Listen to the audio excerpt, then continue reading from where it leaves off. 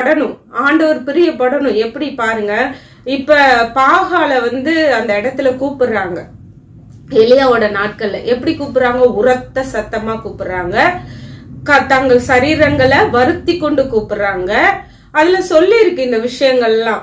அப்ப அவங்க அதிக நேரம் பாகால கூப்பிடுறாங்க. அவங்க அவ்வளவு தூரம் பாகாலுக்கு முக்கியத்துவம் கொடுத்து சன்னதை சொல்லி, அதாவது அந்த பாடல்களை பாடி கூப்பிடுறாங்க.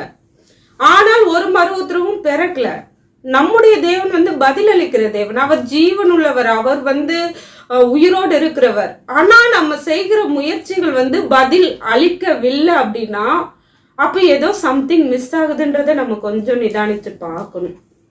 அதுலதான் வேதம் சொல்லுது, இவ்வளவு தூரம் அவங்க கூப்பிட்டும் அவங்க அதுல பலன் அடையல. இன்னைக்கு நம்ம அநேக ஜபங்களை அட்டன் பண்றோம், ஜப கூட்டங்கள் நடக்குது, அநேக துதி ஆராதனைகள், அநேக காரியங்கள் நடக்குது. ஆனா எத்தனை விஷயத்தினால ஆண்டவர் ஏற்றுக்கொள்கிறார், தொடப்படுகிறார் அப்படின்றத நாம கொஞ்சம் யோசிச்சு பார்க்கணும். ஏன் ஆண்டவர் தொடப்படல அப்படின்னா, எலியா ஒரு ஜபத்தை பண்றாரு. அந்த ஜபத்துல ஒரு ஒரு சாரம், அந்த ஜபத்துக்கே உயிர் கொடுக்கிற ஒரு விஷயம் என்னன்னா, இருதயத்தை திருப்பினீர். சோ இதுதான் முக்கியம். நம்ம ஜபிக்க கூடாதா, அதிக நேரம் நம்ம பாடல் பாடக்கூடாதா, ஸ்தோத்திரம் பண்ணக்கூடாதா அப்படின்னு நான் சொல்ல வரல. நீங்க தயவா புரிஞ்சுக்கணும். இதுக்கெல்லாமே உயிர் நாடியே இருதயம் தேவன் பக்கம் திருப்பப்படணும்.